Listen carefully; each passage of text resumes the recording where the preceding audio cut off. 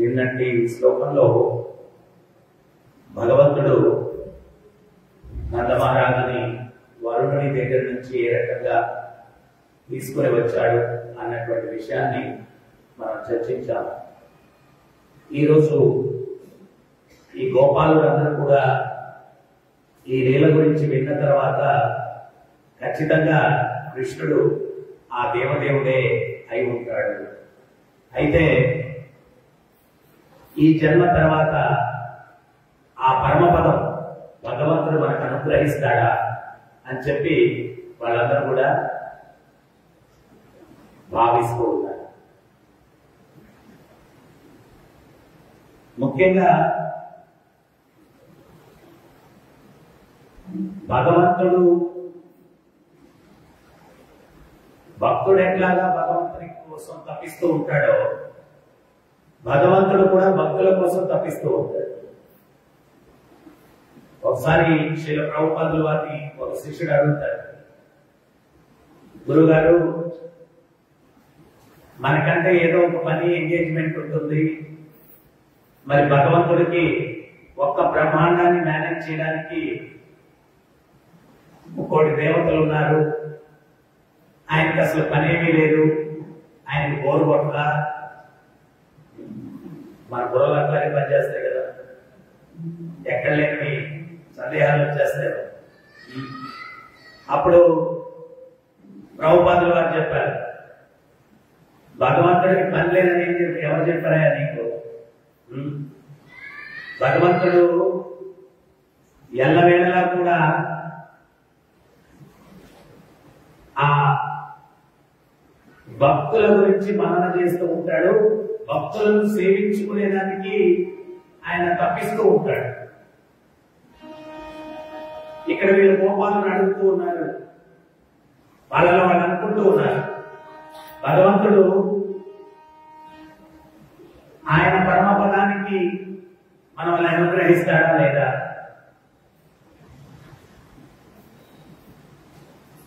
కాంచీపురంలో కాంచీపూర్ణ అని చెప్పి ఒక మహాభక్తుడు ఉండేటువంటి వాడు. ఆయన వరదరాజస్వామితో రోజు మాట్లాడుతూ ఉండేవాడు. రామానుజుల వారు ఆ కాంచీపురంలో అంటారన్నమాట, ఏమని అంటే,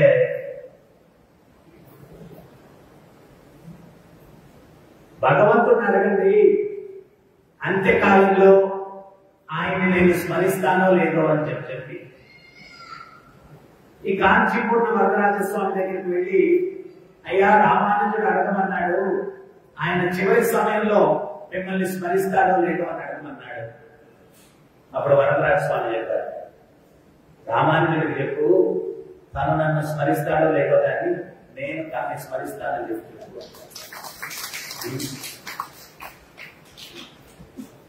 అంటే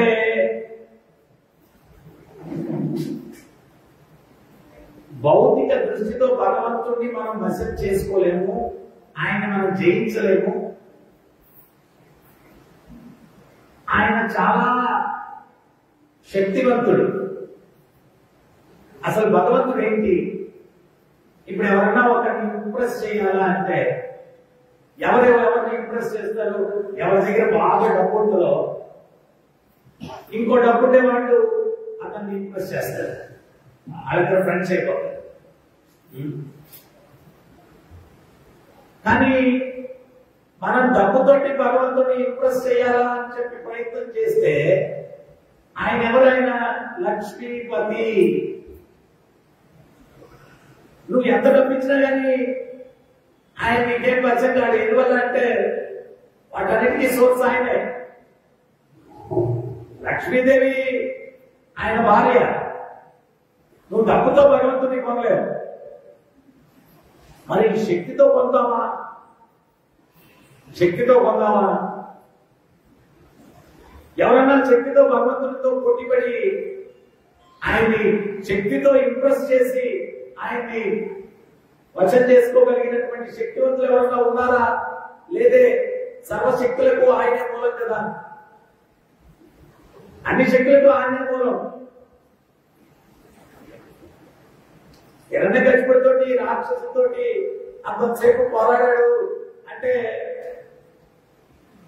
అది ఎంజాయ్ చేయడానికి, అంతేగాని ఆయన్ని కొట్టడానికి చాలా టైం పట్టేసింది. ఆయనకేం టైం పట్టదు, అసలు కొట్టాల్సిన అవసరం కూడా లేదు. పరమాత్మ ప్రభుపాదులు గారు లెక్చర్లు చెప్తారు, పరమాత్మ నడుచుకొని వెళ్ళిపోతే జీవాత్మ కూడా వెళ్ళిపోవాలి, ఫినిష్ పోయాడు అంటారు. అయిపోయింది, యుద్ధం చేయాల్సిన కూడా అవసరం కూడా లేదు ఆయన. మరి శక్తిలో కూడా ఆయన జయించాలంటే పోటీ పడలేవు.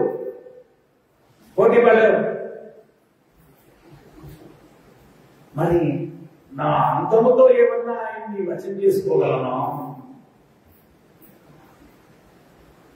మరి ఆయన అందం ఏంటి? ఈ సృష్టిలో ఎన్ని అందాలు ఉన్నా కానీ ఆ అందాలకు సోర్స్ ఆయన. అందంతో నువ్వేనా ఆయన్ని జయించగలవు? అందంతో కూడా జయించలేవు. నువ్వు ఎంత అందమైనటువంటి వ్యక్తి కానీ రూపం కానీ చూసినా కానీ కృష్ణుని నువ్వు పక్కన పెడితే ఆయన అందరికన్నా అందంగా ఉన్నాడు. నువ్వు అందంతో కూడా ఆయన్ని జయించలేదు. మరి అట్లా చెప్పి జ్ఞానంతో మన దగ్గర ఉండే పాండిత్యం, జ్ఞానం, దాంతో భగవంతుడిని మనం జయించగలమా? గీతలో భగవంతుడు చెప్తున్నారు, వేదైషి సర్వే అహమేవ వేద్యో. వేదాలు రచించింది ఆయనే. మనకు ఒక శ్లోకం వస్తే ఇంకో శ్లోకం రాదు.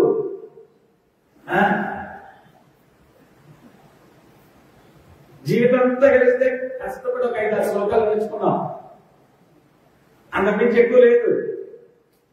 మరి జ్ఞానంతో నువ్వేమైనా జయించగలమంటే ఆయన జ్ఞానం ఇది.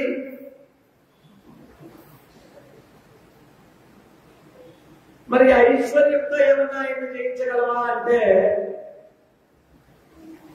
ఎంత కష్టపడి కట్టుకున్నా జీవితంలో 2-3 ఇల్లు కట్టుకో వచ్చేవా ఆయన. 16,000 మంది భార్యలకు 16,000 అంతఃపురాలు కట్టాడు. ఆయన ఐశ్వర్యం అది. మరి కీర్తితో, పేరు ప్రతిష్టలతోటి ఆయన ఏమన్నా మనం జయించగలమా అంటే గౌతమి ఘాట్ల ఇస్కాన్ టెంపుల్లోనే కాదు ఆయన యొక్క కీర్తన అఖిలాండ కోటి బ్రహ్మాండాల్లో కూడా ఆయన కీర్తిస్తూ ఉన్నారు. కీర్తితో కూడా ఎవరు ఆయన్ని జయించలేరు.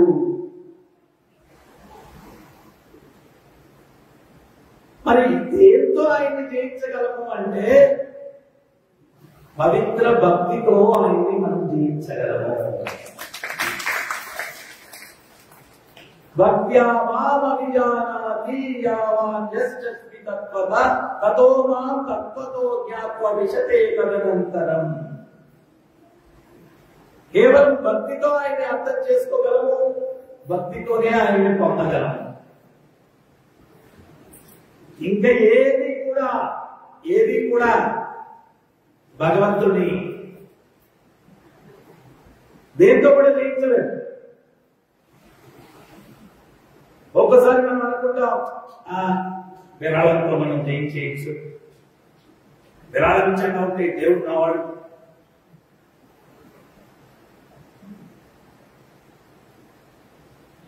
జగన్నాథపురిలో ఎవరో వచ్చాడు ధనికుడు. అక్కడ ప్రధాన అర్చకుడి దగ్గరికి వచ్చి 1,00,000 రూపాయలు విరాళం ఇస్తాను, అయితే ఒకే నైవేద్యం పెట్టాలి 1,00,000 రూపాయలతో. ఇది ఎప్పుడు 4-5 సంవత్సరాల కింద. అప్పుడు 1,00,000 రూపాయలు అంటే ఎన్నో కోట్లతో విలువ. ఒకే నైవేద్యం పెట్టాలి 1,00,000 రూపాయలతో అనడమే కాకుండా, స్వామి 1,00,000 రూపాయలతో ఒక నైవేద్యం అంటే సంవత్సరం అంతా వాడటం వల్ల 1,00,000 రూపాయలు భగవత్ సేవలో కాదు. ఒకే రోజు ఒకే పూట ఒకే నైవేద్యం పెట్టాలి. మరి మీ దేవుడు జగన్నాథుడు కదా, జగత్తుకే నాథుడు కదా. మరి జగత్తుకే నాథుడైనప్పుడు 1,00,000 రూపాయలతో ఒకే నైవేద్యం పెట్టండి, అంత పెట్టాను కదా. ఈ పూజలు కొంచెం అట్టయ్యారు.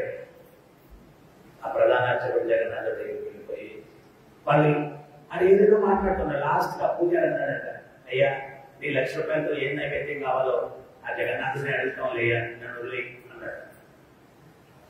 ఎందువలంటే భగవద్భక్తుల నింద గాని, భగవంతుని యొక్క నింద గాని తక్కువ చేసి మాట్లాడటాన్ని భక్తులు వినకూడదు, అది అపరాధం. సో అందువల్ల నన్ను వదిలే బాబు జగన్నాథ దగ్గరికి చెప్తాను. జగన్నాథ దగ్గరికి వెళ్ళి, స్వామి చాలా అహంకారంతో ఉన్నాడు, 1,00,000 రూపాయలతో ఒకే నైవేద్యం ఒకే పూట పెట్టాలంట. అప్పుడు స్వామి స్వప్నంలోకి వచ్చి చెప్పాడంట, దానికి దేనికి కలత పడతావు, ఒక తాంబూలం పెట్టమని చెప్తున్నావు అంట. ఒక తాంబూలం ఏది స్వామి? తాంబూలం ఎంత అనానో అర్ధనాకో వచ్చేస్తుంది. మీరు తాంబూలం 1,00,000 రూపాయలు ఏంటది? అయితే ఏనుగు తలకి ముత్యం ఉంటది, ఆ ముత్యం చూర్ణం చేసి ఆ తాంబూలంలో వేసి ఇవ్వాలని చెప్పాడు. ఈ ప్రధానించడం వచ్చి, అయ్యా స్వామికి జస్ట్ తాంబూలం తాంబూలం ఒక అణాన్ని కూడా చేయదు, అది 1,00,000 రూపాయల్లో తాంబూలం నైవేద్యమా? దాంతో ఇంకో కోరిక కోరాడయ్యా స్వామి. ఏంటది? ఏనుగు ముత్యం. ఏ 100 ఏ 1000 ఏ 1,00,000 ఏనుగు చంపితే ఏదో ఒక్క ఏనుగు కొట్టదంట ముత్యం, అన్ని ఏనుగులు కొట్టదంట. చర్మం తెచ్చి లోపల ఉంటుందంట. ఈ 1,00,000 సరిపోదు, 10 లక్షలు కాదు, 1,00,000 కూడా సరిపోతుంది. అప్పుడు వీరికి ఇంద్రియాల్లోకి వచ్చాడు. నేను అహంకారంతో ఈ రకంగా అడిగిన దానికి భగవంతుడు బాగానే సమాధానం ఇచ్చాడు. అయ్యా ఈ 1,00,000 రూపాయలు తీసుకొని ఎక్కడన్నా ఉపయోగించుకోండి, కండిషన్స్ లేవు, ఒక పూట పెట్టాలా ఒక రోజు పెట్టాలేదు, మీ ఇష్టం తీసుకోండి, మీ ఇష్టం తీసుకోండి. భగవంతుడు పంతముతో కానీ లేకపోతే కోటితో కానీ ఐశ్వర్యంతో కానీ అందంతో కానీ జ్ఞానంతో కానీ కీర్తితో కానీ దేంతో కూడా వశం కాడు. పవిత్ర భక్తితోనే ఆయన వశం అవుతాడు. మరి పవిత్ర భక్తి అంటే ఏంటి? అన్యాభిలాషత శూన్యం జ్ఞాన కర్మ అనావృతం అనుకూలేన కృష్ణానుశీలనం భక్తి ఉత్తమం. అన్యాభిలాషత ఏ రకమైన కోరిక లేకుండా చేసేటువంటి భక్తి, అది శుద్ధ భక్తి.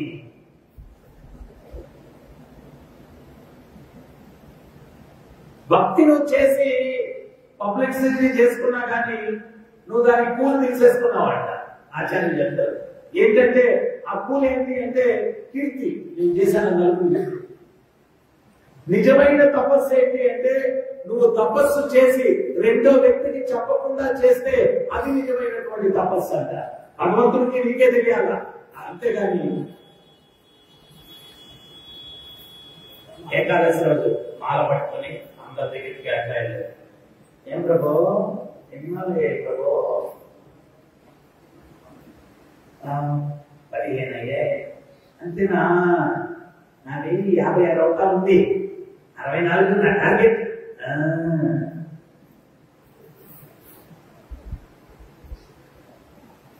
నువ్వు 54 దాకా ఇది చేసేది లెక్క కూడా రాలా.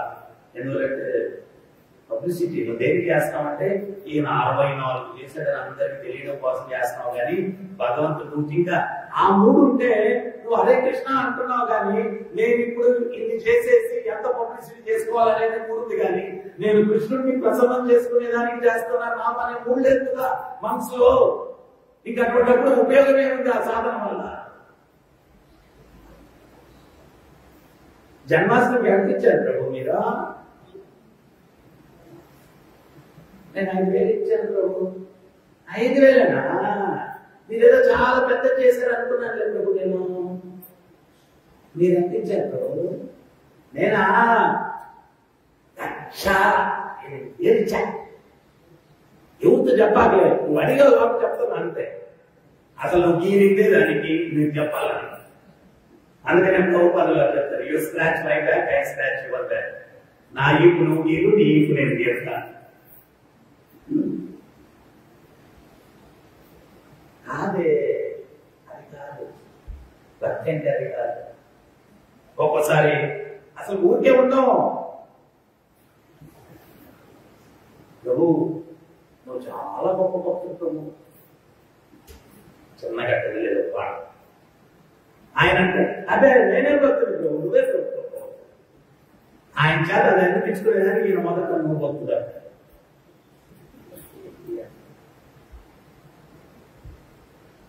ఆయన ఎన్ని నాటకాలు ఆడాడు. ఆయన ముందు మనం దీనికి నాటకాలు ఆడతాం, సింపుల్ గా ఉంటాయి. ఆయన ఆడే నాటకాలకి మనం ఆయన ముందు ఏంటి, అసలు ఆయన ఎవరు, ఎందుకు ఈ డ్రామాలు, స్వచ్ఛమైన భక్తిని ఎట్లా పొందాలా, అసలు స్వచ్ఛమైన భక్తుడు అసలు నేను భక్తుడని చెప్పుకోడు. నారదుడు ఒకసారి ఉత్తమ భక్తుడు ఎవరా అని వెతుకుతూ వెళ్తే ఆయన ప్రయాగ క్షేత్రానికి వెళ్ళాడంట.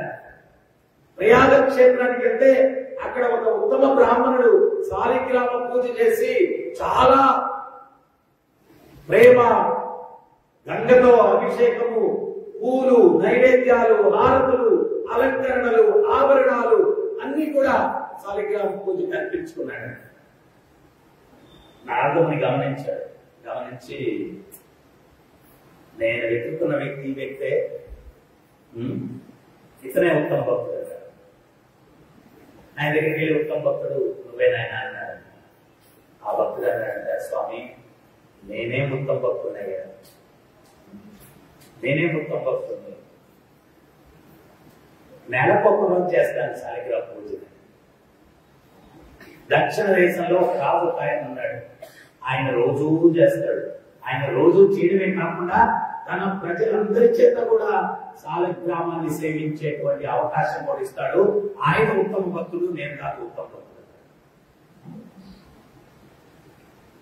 అప్పుడు అంటే మన దగ్గరికి ఎవరన్నా వచ్చి నాయన నువ్వు ఉత్తమ భక్తుడివి బాబు కాలు పట్టుకోవద్దు, ఆ చేతులతోటి మళ్ళీ ఏదైనా భగవత్ సంబంధం అవకాశం. టెంపుల్లో ఎవరు కూడా కాళ్ళు పట్టుకోరు, పాదాలు పట్టుకోరు. కొంతమంది వచ్చి అక్కడ కూర్చొని గోర్లు తీసుకోవడం టెంపుల్లో ఇవన్నీ చేయకూడదు. అసలు పాదమే నమ్మకూడదు మందిరంలో. ఆ చేతులతోటి భగవత్ సంబంధం అయితే అనుకుంటే అది సాధు. ఆ రాజు దగ్గరికి వెళ్ళి గమనిస్తే ఆయన నిజంగానే శాలిగ్రామాన్ని ఎంతో భక్తితో, శ్రద్ధతో, ప్రేమతో సేవించుకుంటూ ఉన్నాడు. తన ప్రజలందరినీ కూడా ఆ యొక్క శాలిగ్రామ సేవలో కైంకర్యం చేశాడు. అది చూసి నారదుల వారు, బా నువ్వు ఉత్తమ భక్తుడయ్యాడు. మనము భక్తి చేసేది ఎవడు గుర్తిస్తాడా ఈ రకంగా? ఎవడు అనట్లేదు నన్ను నువ్వు గొప్ప భక్తుడు. సాయంత్రం దాకా వెయిటింగ్ మనం ఉదయం నుంచి. ఎవడన్నా ఒక్కడన్నా అనుకుని ఉంటాడా?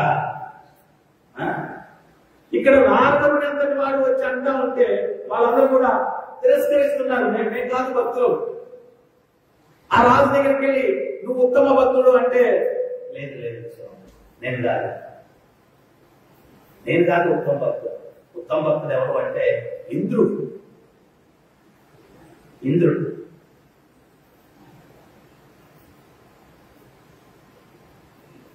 నేను ఒక్క రాజ్యంలో శాలిగ్రామాన్ని పూజిస్తూ ఉన్నాను. ఇంద్రుడు అన్ని ఉన్నత లోకాల్లో కూడా అందరూ దేవతల చేత కూడా ఆ దేవదేవుని సేవించేటట్టు చేస్తాడు. ఇంద్రుడు గొప్ప భక్తుడు, నేను కాదు, దయచేసి నన్ను వదిలేయండి అన్నట్టు నారదుడు. హరే కృష్ణ హరే కృష్ణ కృష్ణ కృష్ణ హరే హరే, హరే రామ హరే రామ రామ రామ హరే హరే. తపస్యకి ఎట్లా కూర్చోవాలంటే శాస్త్రం చెప్తుంది, పతాంజలి చెప్తుంది, వెన్ను నిటారుగా పెట్టి కూర్చోవాలి. పెట్టుకుంటే అది పడుకునేదా? వెన్ను నిటారుగా ఉంటే కదా రాదు. అందుకని తపస్సుకి ఎక్కడ కూర్చోవాలంటే వెన్ను నిటారుగా పెట్టుకొని, మనం కుర్చీ ఉంది కదా అని చెప్పి దాన్ని వంచాము అంటే కళ్ళు కూడా వంగిపోతాయి. వెన్ను వంచాము అంటే కన్ను అది కూడా వంగుతుంది. వెన్ను వంచడం స్ట్రైట్ పెట్టుకోవాలి.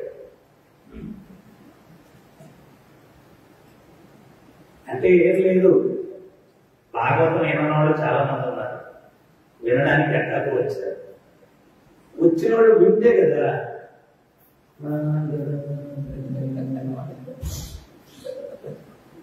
ఉపయోగం. అందుకని నగిని డ్యాన్స్ కావాలంటే కీర్తనలు చేయండి, ప్రవచనంలో.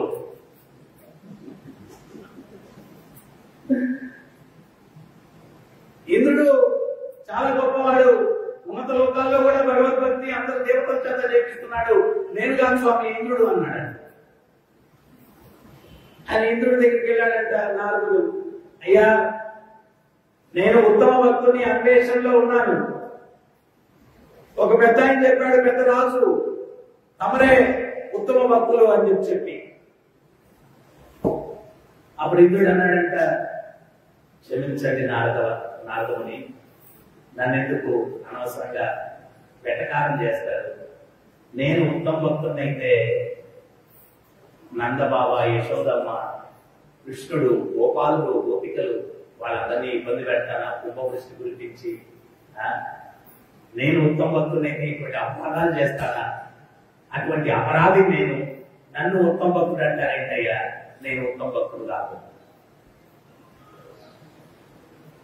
మరి ఇంకెవరయ్యా ఉత్తమ భక్తుడు అన్నాడు నారదుడు. నా ఉద్దేశంలో బ్రహ్మ, ఆయన ఉత్తమ భక్తుడు. ఈయన ఇంద్రుడు వదిలేసి బ్రహ్మ దగ్గరికి వెళ్ళాడు. బ్రహ్మ దగ్గరికి వెళ్తే బ్రహ్మ అన్నాడంట, అయ్యా తండ్రి, ఈరోజు నాకు చాలా ఆనందంగా ఉంది. ఇంద్రుడు అంటే వాడు, మీరు నా తండ్రి, మీరే ఉత్తమ భక్తులు అని చెప్పారు. నేను చాలా పదవులు నొందాను, మిమ్మల్ని ప్రశంసించడానికి ఇక్కడికి వచ్చాను. ఏ నారదా, భాగవతం చదవలేదంటే నువ్వు అన్నాడు బ్రహ్మ. భాగవతం చదవలేదు నువ్వు. ఆ గోపాలుని రూపంలో దేవదేవుడు, అఖిలాండ కోటి బ్రహ్మాండ నాయకుడు ఆయన లీలలు చేస్తూ ఉంటే ఆయనను పరీక్షించడానికి నేను దూడల్ని, గోపాలని అపహరించానే. ఇంద్రుడన్నా చేసిన అపరాధానికి వాళ్ళందరూ భగవంతునికి దగ్గరయ్యారు. నేను చేసిన అపరాధానికి సంవత్సరం పాటు వారిని దూరం చేశాను. నా అంత అపరాధి గొప్ప భక్తుడయ్యేదానికి అవకాశం ఎట్లుందయ్యా? అగాసురుణ్ణి వధించిన తర్వాత ముల్లోకాల్లో పెద్ద చర్చ అంట. ఏంటి ఆ చర్చ అంటే, ఆ చిన్న బాలుని రూపంలో ఉన్నటువంటి కృష్ణుడు 12 యోజనాల కూడా ఉన్నటువంటి అతి భయంకరమైనటువంటి అనకొండ అగాసురుణ్ణి వధించేశాడు అని ముల్లోకాల్లో చర్చ అంట. ఆ బాలుడు ఎవడో చాలా గట్టికుడు ఉన్నట్టున్నాడు, వెళ్ళి చూడాలా అని చెప్పి బ్రహ్మ బయలుదేరాడు. బ్రహ్మ బయలుదేరి వచ్చేసరికి యమునా తీరంలో కృష్ణుడు గోపాలుల మధ్యలో కూర్చొని వాళ్ళు తెచ్చిన సద్దులు తింటున్నాడంట, సత్యను తింటున్నాడంట. మనం అనుకుంటాం భగవంతుడు ఆయన చాలా విలువైందే పెట్టలేము. ఎంత విలువైంది పెడుతున్నావు భగవంతుడు చూడు, ఎంత ప్రేమతో పెడుతున్నావు అని చూస్తాడు భగవంతుడు. ఆ వస్తువు యొక్క విలువ చూడడు, ఆ వస్తువుతోటి ప్రేమ ఉందా లేదా అనేది చూస్తాడు.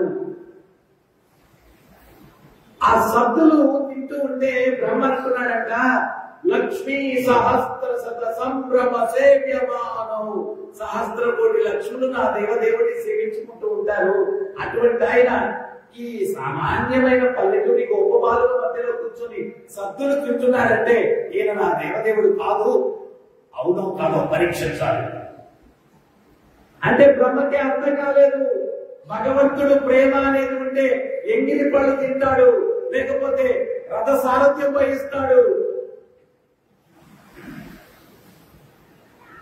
రథసారథి అంటే ఎంత నీచమైన స్థానం. రథంలో కూర్చున్న వ్యక్తి యొక్క పాదాల దగ్గర కూర్చోవాలి.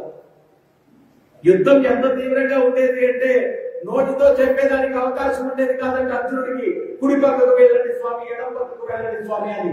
ఆ యుద్ధం అంత తీవ్రంగా ఉండేది. సో అర్జునుడు ఏం చేశాడంటే, కుడి పక్కకు వెళ్ళాలంటే కుడికాలు తగిలించేవాడు, ఇటు వెళ్ళండి స్వామి అని. ఇప్పుడు మనం ఎవరన్నా ఇటంటే సైకిల్ చేస్తాం, అట్లా కుడికాలు తగిలిస్తే కుడి పక్కకు భగవంతుడు వెళ్ళేవాడు, ఎడమకాలు తగిలిస్తే ఎడమ పక్కకు వెళ్ళేవాడు. ఆ భక్తి అనేది ఉంటే భగవంతుడు ఏ స్థాయి కన్నా ఆ భక్తుడిని సంతృప్తి పరచడానికి దిగజారుతాడు, దిగిపోతాడు. ఏ స్థాయి కన్నా ఆయన అఖిలాండ కోటి బ్రహ్మాండ నాయకుడు, అవి ఇవి అన్ని మర్చిపోతాడు. అదే కదా చైతన్య మహాప్రభు శ్రీరంగానికి వెళ్తే ఒక భక్తుడు భగవద్గీతను ఇట్లా తల కిందలుగా పెట్టుకుని కళ్ళలో నీళ్ళు పెట్టుకుని ఏడుస్తూ ఉన్నాడు, తల కిందలు పెట్టుకున్నాడు. అక్కడ పండితులందరూ కూడా హేళన చేస్తున్నారు, వీడు భగవద్గీత పట్టుకోవడం రాదు, నీకు అర్థమైనట్టు ఇది ఏడుస్తున్నాడు, నాకు చూడండి. ఇది చైతన్య మహాప్రభు చూశారు. ఆ భక్తుడి దగ్గరికి వెళ్ళాడు. ఆయన ఏంటి నీ ప్రయత్నం అన్నాడు. స్వామి మా గురువు గారు చెప్పారు భగవద్గీత చదవమని. అది చదువు రాదు. మరి గురువు గారు చెప్పారు కదా చేతులు తీసుకుంటాను. మరి చదువు రానప్పుడు ఎందుకయ్యా పట్టుకుని ఏడుస్తున్నావు? చదువు రాదని ఏమన్నా ఏడుస్తున్నావా అన్నాడు చైతన్య మహాప్రభు. కాదు స్వామి, చదవడం రాకపోయినా భగవద్గీత చేతిలోకి తీసుకున్న తక్షణమే ఒక సత్యం గోచరిస్తుంది. ఏంటి ఆ సత్యం అంటే, అఖిలాండ కోటి బ్రహ్మాండ నాయకుడు ఆ భగవంతుడు తన భక్తుల్ని సంతృప్తి పరచడానికి ఎంత నీచమైన స్థానానికైనా దిగజారిపోతాడు.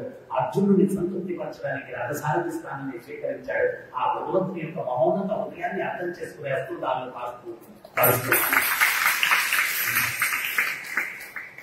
ఆ భగవంతుడు మహోన్నతమైన హృదయం భక్తుల కోసం ఏమి చేయడానికైనా సిద్ధమైపోతాడు. ఏం చేయడానికైనా సిద్ధమైపోతాడు. సో బ్రహ్మకు అర్థం కాలేదు. అందుకనే భగవంతుడు చెప్తున్నాడు, పవిత్ర భక్తి అనేది ఉండేటువంటి వారు మాత్రమే భగవంతుడిని సంపూర్ణంగా అర్థం చేసుకోగలరు. మరి బ్రహ్మ భక్తుడు కాదా అంటే, దేవతలందరూ కూడా కామ విశ్రమ భక్తి కలిగి ఉంటారంట. కోరికతో కూడిన భక్తి కలిగి ఉంటారంట దేవతలు. వాళ్ళకు కూడా గోచరం కాడు, అర్థం కాడు. దేవతలకు కూడా అర్థం కాడు. కానీ ఒక శుద్ధ భక్తుడు సంపూర్ణంగా భగవంతుడు అర్థం చేసుకోగలడు. అందుకనే భగవంతుడు స్వయంగా చెప్తున్నాడు, భక్త్యా మామనికానాతి యావన్యస్తత్వత తతో మాం తత్వతో జ్ఞాత్వా విష్ణుదేవనంతరం.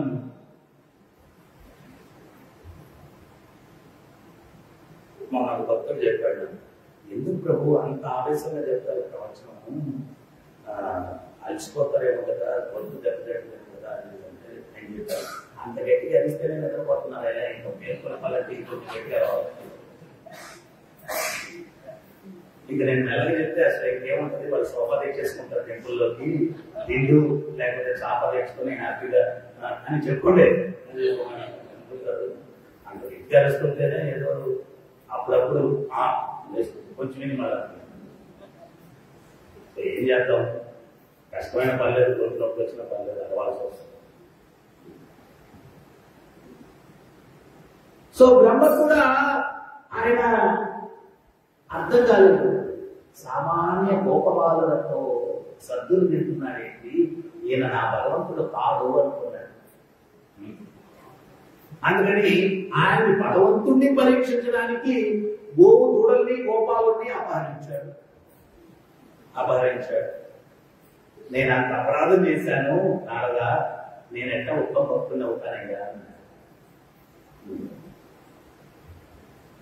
నా ఉద్దేశంలో ఉత్తమ భక్తుడు ఎవరు అంటే ప్రహ్లాదుడు అన్నాడు. ప్రహ్లాదుడు నారదుల వారు ప్రహ్లాదుడి దగ్గరికి వెళ్ళారు. ప్రహ్లాద, ఈరోజు నాకు ఎంత ఆనందంగా ఉంది అంటే, ఎవడైనా శిష్యుడు ఒక ఉత్తమ గతిని పొందాడు అంటే గురువుకి అంతకన్నా ఆనందం ఏముంటుంది. నేను లోకాలు తిరుగుతూ ఉన్నాను. ఇంద్రుడి దగ్గరికి వెళ్ళాను, బ్రహ్మ దగ్గరికి వెళ్ళాను, రాజుల దగ్గరికి వెళ్ళాను. వాళ్ళందరూ కూడా నీవే ఉత్తమ భక్తుడు అని చెప్పారు. నాకెంతో ఆనందం ఉందయ్యా అని చెప్పి ప్రహ్లాదుడి దగ్గరికి వచ్చాడు. ప్రహ్లాదుడు అంటున్నాడట, క్షమించండి గురువర్యా, నేనెక్కడ ఉత్తమ భక్తుడయ్యా. ఆ భగవంతుడు కరుణతోటి నన్ను రక్షించడానికి అవతారం దాల్చి నా దగ్గరికి వస్తే ఆయనకి నేను ఒక ఉచిత ఆసనాన్ని కూడా ఇవ్వలేకపోయాను. చివరికి ఆయన నా తండ్రి ఆసనంలో కూర్చున్నాడు. ఎవరన్నా ఇంటికి అతిథి వస్తే చల్లటి పానీయం ఏదన్నా ఇవ్వాలా, నీళ్ళు ఏదన్నా ఇవ్వాలా, లేకపోతే పాలు ఏదన్నా ఇవ్వాలా, కానీ నేను ఏమీ ఇవ్వలేకపోయేసరికి ఆయన దాహం ఎంత తెచ్చుకున్నాడంటే నా తండ్రి రక్తాన్ని తాగేశాడు. ఎవరన్నా అతిథి వస్తే మాలన్నా వెయ్యాలా, అది కూడా చేయలేకపోయాను. ఆ భగవంతుడు ఏం చేశాడంటే మా తండ్రి పేగులు తీసి మాలతో వేసేసుకున్నాడు. నేనెక్కడ భక్తున్నయ్యా స్వామి, వచ్చిన స్వామికి ఆతిథ్యం ఇవ్వలేనటువంటి ఆ భాగ్యుడిని నేను అన్నాడు. మరి నీ ఉద్దేశంలో ఎవరయ్యా భక్తులు అంటే, ఆ పాండవులు భక్తులు స్వామి, నేను కాదు అన్నాడు. నారదుల వారు పాండవుల దగ్గరికి వెళ్ళాడు.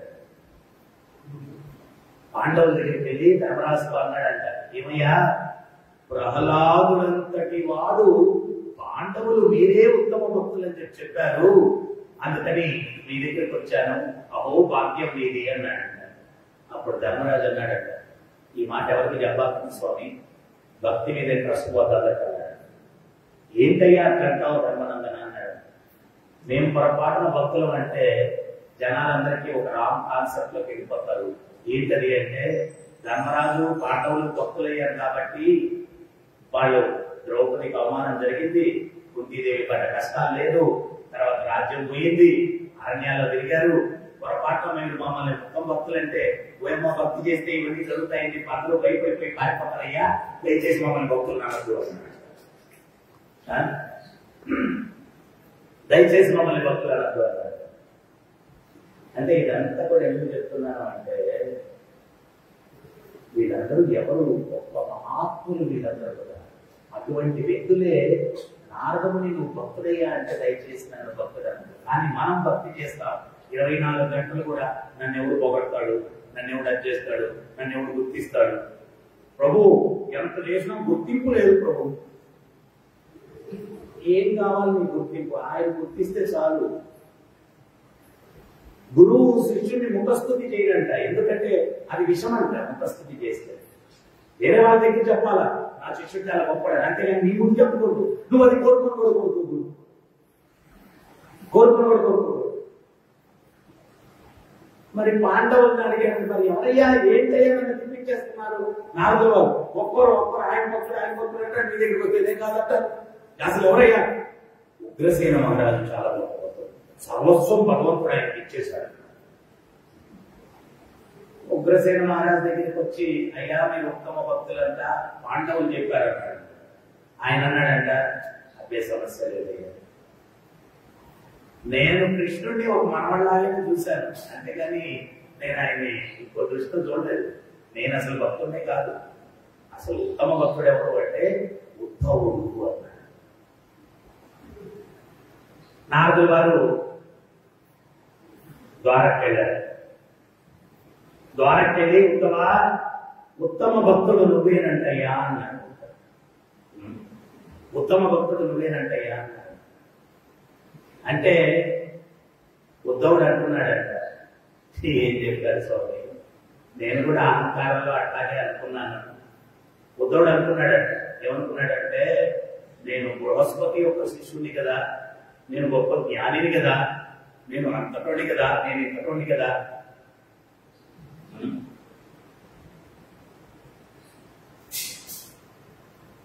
మధ్యలో ఒకరిని మిస్ అయిపోయావు. ఈయన ప్రహ్లాదుడు చెప్పేదానికి ముందు శివుడు అని చెప్తాడు. బ్రహ్మ శివుడి దగ్గరికి వెళ్తే శివుడు అంటాడు, పౌండ్రక వాసుదేవుడు నేనే వాసుదేవుడిని అని చెప్పి కృష్ణుడితో యుద్ధం చేయడానికి వెళ్తే కాశీరాజు కూడా తోడెళ్ళాడు. భగవంతుడు ఆ పౌండ్రక వాసుదేవుడు నువ్వే అయితే ఈ సుదర్శన చక్రం నుంచి నేను కాపాడుకోవాలని సుదర్శన చక్రం వదిలిపెడితే ఆ పౌండ్రక వాసుదేవుడి తల నరికేసింది సుదర్శన చక్రము. మరి పక్కనే కాశీరాజు ఉన్నటువంటి వార్తలు కూడా అయిపోయింది. కాశీరాజు కుమారుడు కోపంతో నా భక్తుడు కదా నా దగ్గరికి వచ్చాడు, స్వామి నా తండ్రిని వధించేశారు, నేను కృష్ణుడి మీదకి యుద్ధానికి వెళ్తున్నాను, మీరు నాకు సహాయం చేయాలన్నాడు. పోయి నేను కాశీరాజు కుమారుడితో చేరి భగవంతుడి మీదకి యుద్ధానికి వెళ్ళాను, నేను ఎట్లా ఉత్తమ భక్తుడు అవుతానని శివుడు అంటాడు. నేనంటే ఉత్తమ భక్తులు అవుతాను. కానీ శివుడేంటి వైష్ణవానాం యథాశంభు, వైష్ణవులందరిలోకి పరమ వైష్ణవుడు శివుడు అంట. సంపూర్ణ వైరాగ్య స్వరూపం. అమ్మవారితో వివాహం అయిన తర్వాత పార్వతీదేవి అనిందంట, స్వామి ఈ రోజు చెట్ల కింద పొట్ల కింద శ్మశానంలో గడిపేశారు, నన్ను పెళ్లి చేసుకున్నారు కదా, ఒక ఇల్లు కట్టండి. అవసరం అంటావా అన్నాడు. అవసరం అంటావా?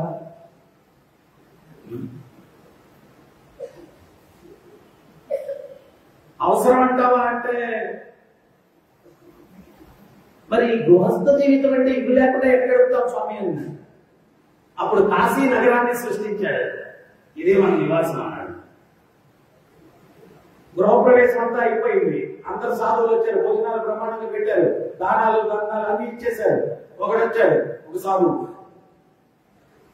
అసంతృప్తిగా నిలబడుతున్నాడు. ఒక్కోసారి దక్షిణ ఇచ్చిన తృప్తుడు అసంతృప్తికి నిలబడ్డాడు. ఏమంటామో అన్నాడు శివుడు. మీరు ఇచ్చే దానం మరి ఏం కావాలి నీకు కదా ఆడన్నాడంటే కాశీనగరం నాకు ఇచ్చేయండి అన్నాడు. ఈ మహానుభావుడు ఎంత వైరాగ్యం ఉంది అంటే శివుడు కాశీ బ్రాహ్మణుడికి ఇచ్చే సేవిపోయి మళ్ళీ చెట్టుకుని కూర్చున్నాడు. అంత ఘనంగా అంత పెద్ద నగరం, మన ఇల్లే ఇచ్చినప్పటికీ ఇల్లు దాకా దేనికిలే జోబిలంత 100 రూపాయలేమో నగరం ఇచ్చేసారు. కాశీ నగరం శివుడికి ఇచ్చేసారు. తీసేసుకో.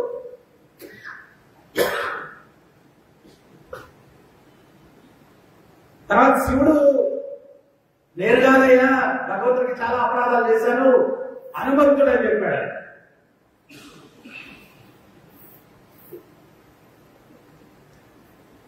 మధ్యలో మిమ్మల్ని నిద్ర లేపడం వల్ల నేను సీక్వెన్స్ మర్చిపోతాను. మేలుకొలుపుల వల్ల సీక్వెన్స్ మర్చిపోతాం. ఏం చేస్తాం?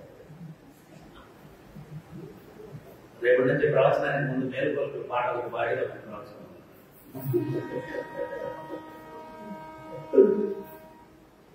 అప్పుడు హనుమంతుడు అని చెప్పారు. హనుమంతుడి దగ్గరికి వెళ్ళారంట నారదులు వారు. అయ్యా నువ్వు ఉత్తమ భక్తుడు అన్నాడంట. హనుమంతుడు అన్నాడంట, స్వామి నేను ఉత్తమ భక్తుడైతే అయోధ్యలో ఉన్నటువంటి ప్రతి ఒక్కరిని కూడా శ్రీరామచంద్రుడు నిజధామమైనటువంటి అయోధ్య వైకుంఠంలో ఉన్నటువంటి అయోధ్యకి తీసుకుని వెళ్ళిపోయాడు. నన్ను ఒక్కడిని చిరంజీవిగా ఉన్నా అని చెప్పి ఆశీర్వాదం చేసాడు. వదిలేసి వెళ్ళిపోయాడంటే నేను ఎంత ఉత్తమవుతున్నాను. వాళ్ళందరినీ ఎంత పెట్టుకుని వెళ్ళిపోయాడు అయోధ్యకి. నన్ను ఒక్కడి మాత్రం నువ్వు చిరంజీవిగా ఉండని ఒక ఆశీర్వాదం చేసి నన్ను ఇక్కడ వదిలేశాడంటే నేనెంత ఉత్తమవుతున్నాను.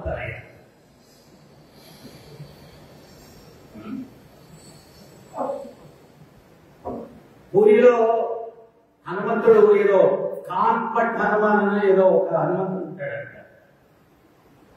అది ఏంటి అంటే ఆ లీల హనుమంతుడు ఎల్లవేళలా భగవంతునికి సేవ చేయడానికి సిద్ధంగా ఉంటాడు.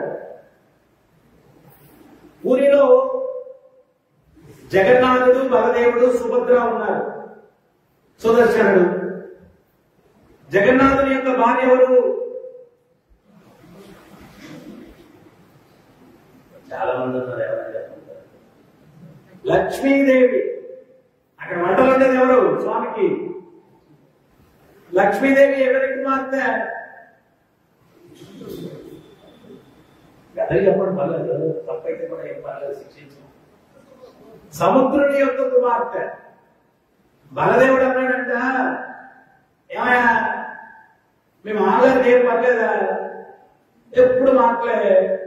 ఆ శబ్దం చూడు, సముద్రం శబ్దం అలా వస్తుంది. అలా శబ్దం మేము ఆగారికి ఏం నోరు పుట్టుగా ఉందంటే ఎప్పుడు మాట్లాడుతూ ఉంటాడు. కొంచెం ఆత్మ అని చెప్పు, నాకు అసలు రెస్ట్ తీసుకునే సమయంలో కూడా ఈ శబ్దంతో నిద్ర అనట్లేదు అని బాగా అన్నాడు కృష్ణుడు. అనగారు అతను మీరు చూసుకుంటారు కదా అన్నాడు. జగన్నాథ్ లక్ష్మి దగ్గరికి వెళ్ళిపోయి, ఏ లక్ష్మి ఏం చెప్పాడు స్వామి అన్నాడు. ఏం లేదు అంటే డైరెక్ట్ మామూలుగా టైం చెప్తాం, ఎక్కువ మాట్లాడతాయి కదా అందుకని చెప్పి అమ్మాయి దగ్గరికి వెళ్ళాడు. నేను నాన్నగారు ఎందుకు ఊరికే మాటలు ఎక్కువగా ఉంటుంది, శబ్దం చేస్తా ఉంటాడు. లక్ష్మి అంతేలేండి, మా తరపున వాళ్ళంటే ఇంకా నీకు ఎప్పుడు లోకువే. మీ వాళ్ళు ఏం చేసినా పర్వాలేదు. మీ వాళ్ళందరూ వృందావనంలో పెట్టిన గోళలతో పోలిస్తే మా నాన్నగారు చేసేది ఏమన్నా ఉందా? ఎన్ని పొత్తు పనులు చేశారు మీ వాళ్ళు వృందావనంలో. వచ్చేసారు మా నాన్నగారు మీరు కంప్లైంట్ ఇవ్వడానికి.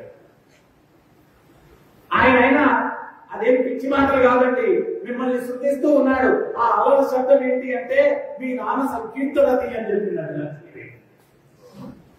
పిచ్చి మాటలు కాదది, ఆ అలల శబ్దం. సముద్రుడు ఆ అలల శబ్దం భగవంతుడిని కీర్తించడం అంటారు ఇప్పుడు కూడా. అర్లేదు చేసుకోండి. మళ్ళా బలదేవ్ ఏం చెప్పావా అన్నాడు. చెప్పాను, వినిపిస్తుందా ఇంత నీకు అన్నాడు. ఏం చేయాలి అర్థం కాదు. హనుమంతుడు పిలిచాడు, ఏ హనుమాన్ ఆ స్వామి ఏమయ్యా మా అన్నగారేమో పెద్ద కంప్లైంట్, ఆయనకు చెప్పకపోతే కుటుంబ కలహాలు వచ్చేస్తున్నాయి, ఏం చేయాలో అర్థం కావట్లేదు, ఆ చట్టం రాకుండా చూసుకోవయ్యా అన్నాడు. అప్పుడు హనుమంతుడు వారు ఆయన ఆ మందిరం ముందు నిలబడి చెవులు పెద్ద చేసి ఆ సముద్రం యొక్క శబ్దాన్నంతా మనలో దాచేసుకున్నాడు. అందుకని పూరీ క్షేత్రంలో టెంపుల్ బయటకు వస్తే మీకు ఆలల శబ్దం వినిపిస్తుంది, కానీ టెంపుల్ లోపల మాత్రం కించిత్ కూడా శబ్దం రాదు, కించిత్ కూడా శబ్దం రాదు. హనుమంతుడు మొత్తం ఆ శబ్దాన్నంతా మింగేశాడు. సో ఈ హనుమంతుడు చెప్తున్నాడు, నేను ఉత్తమ భక్తుడు కాదు. తర్వాత ప్రహ్లాదుడు అంటాడు, పాండవులు అంటాడు, చివరికి ఉద్ధవుడు దాకా వచ్చాడు. ఉద్ధవుడు దాకా వస్తే ఉద్ధవుడు చెప్తున్నాడు, నేను గొప్ప జ్ఞానిని అనుకున్నాను, గొప్ప అనుకున్నాను, ఇది అనుకున్నాను, కానీ ఆ బృందావనంలో ప్రవేశించిన తర్వాత అర్థమైంది అసలు భక్తి అంటే ఏంటో. అందుకని నేను అక్కడ ఒక ఇసుక రేణువులాగా పుట్టి, ఒక గట్టి పోతలాగా పుట్టే ఈ గోపికావనితల యొక్క పాద స్పర్శ నా మీద పడినప్పుడే ఆ కృష్ణుడు ఎవరు అని అర్థం చేసుకునేదానికి అవకాశం ఉంటుంది, లేకపోతే జ్ఞానం ద్వారా ఆ భగవంతుని అర్థం చేసుకోలేము అని చెప్పి నేను అక్కడ గట్టి పోతలాగా జన్మించాలని కోరుకున్నాను. నిజమైన భక్తి అంటే, భక్తులంటే ఆ బృందావనంలో ఉన్నటువంటి గోపికలు గోపాలు, నేను కాదు.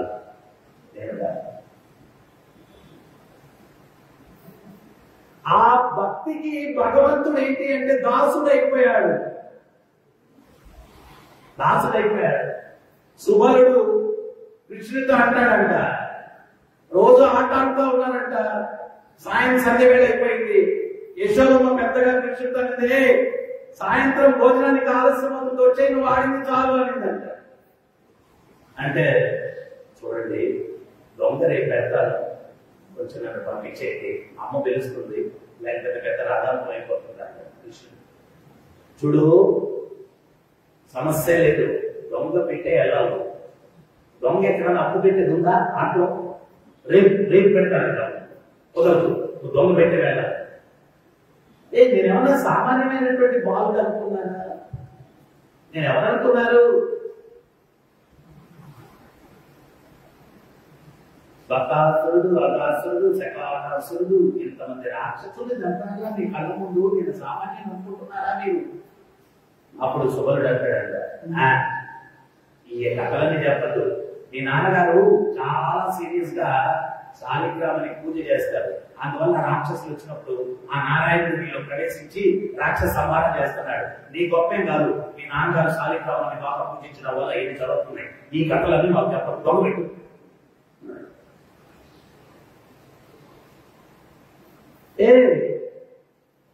నేను నీకన్నా గొప్ప, ఆ విషయం నీకు తెలుసు.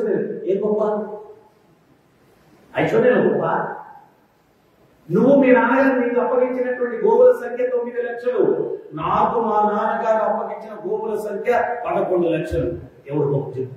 ఎవరు? సుబలుడు అంటాడు. ఏ రకంగా కూడా నువ్వే గొప్ప కాదు, దొంగ పెట్టండి.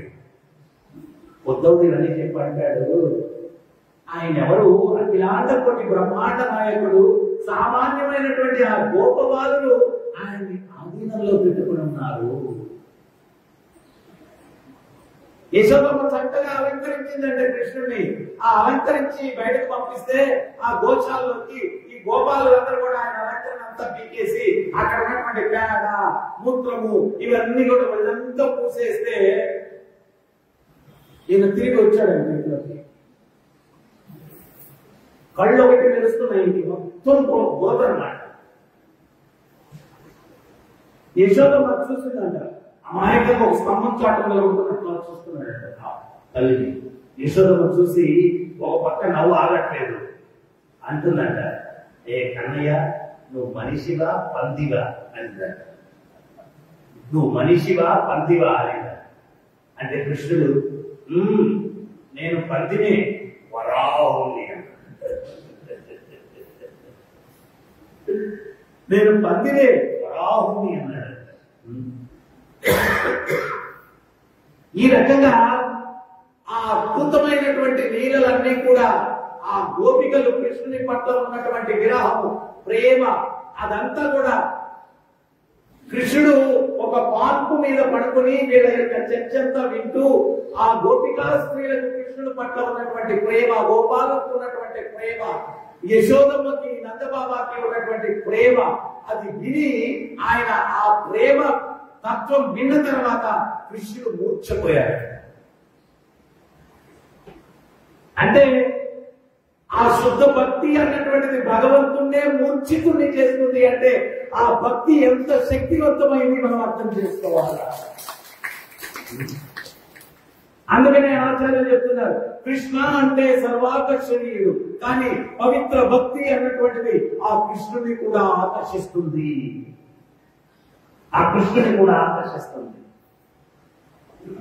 కృష్ణుడు మూర్ఛపోయాడు. అప్పుడు అందరూ కంగారు పడిపోయారు. అరే కృష్ణుడు మూర్ఛపోయాడు.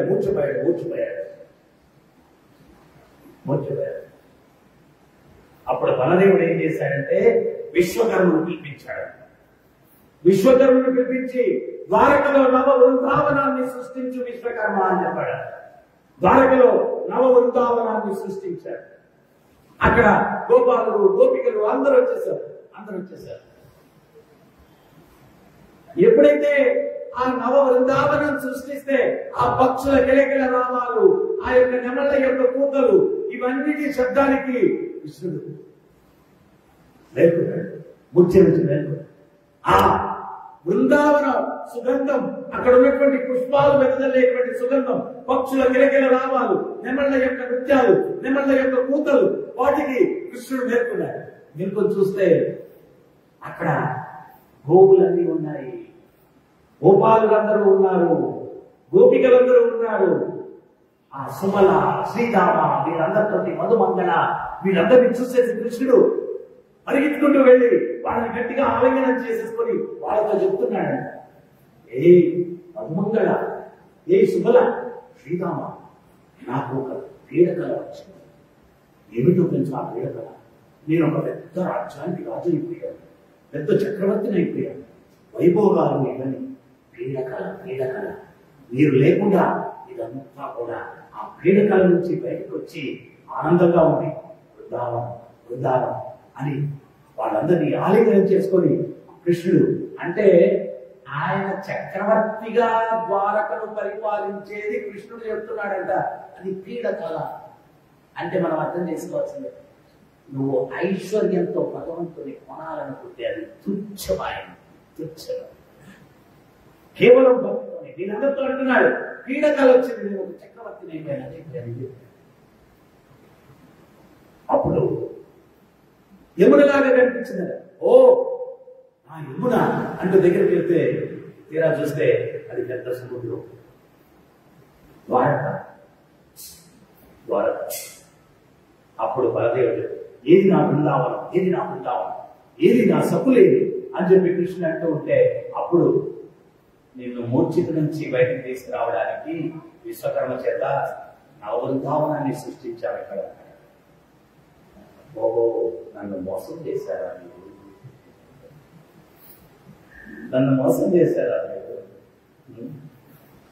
అంటే ఆ శుద్ధ భక్తి అన్నటువంటిది, ఆ శుద్ధ భక్తుల యొక్క లీలల యొక్క శ్రవణము, ఆ శుద్ధ భక్తుల యొక్క మాటలు, ఆ విరహము, ఆ అఖిలాండ కోటి బ్రహ్మాండ నాయకుడు ఆ దేవదేవుణ్ణి మూర్ఛితుణ్ణి కావిస్తుంది. అంటే ఆ భక్తి యొక్క శక్తిని మనం అర్థం చేసుకోవాలి. అందువల్ల మనం ఏంటి అంటే, ఇక్కడ ఈ గోపాలులందరూ ఈ జీవితం తర్వాత భగవద్ ధామాన్ని మనం చేరుకుంటామా అని చెప్పి సంశయంతో ఉన్నారు. కానీ ఎప్పుడైతే మనం శుద్ధ భక్తిని పెట్టుకొని తెచ్చుకుంటామో, మనము భగవంతుడిని జ్ఞాపకం తెచ్చుకునేది కాదు, మనమల్ని స్వామి వదిలిపెట్టరు. సో ప్రభుపాదుల వారు ఏంటి అంటే, ఈ యొక్క సంస్థ ద్వారా ఆ పవిత్ర భక్తి, కృష్ణ భక్తి, కృష్ణ ప్రేమ, కృష్ణ చైతన్యాన్ని ప్రపంచానికి ఇవ్వాలని చెప్పనుకున్నారు. హైయెస్ట్ థింగ్, ఉన్నతమైనది. అంటే ఆ భగవంతుణ్ణే మన ఆధీనంలో పెట్టుకోగల శక్తివంతమైనటువంటి అస్త్రాన్ని శ్రీల ప్రభుపాదుల వారు ప్రపంచానికి కలియుగంలో ఇచ్చారు. ఆ భగవంతుణ్ణి వచనం చేసుకునేటువంటి అస్త్రాన్ని ఇచ్చాడు. అది ఏంటి అంటే శుద్ధ భక్తి. సో అందువల్ల మనం నామం చేయడం ద్వారా ఆ యొక్క పవిత్ర భక్తిని పెంపొందించుకునేదానికి మనం ప్రయత్నం చేయాలి.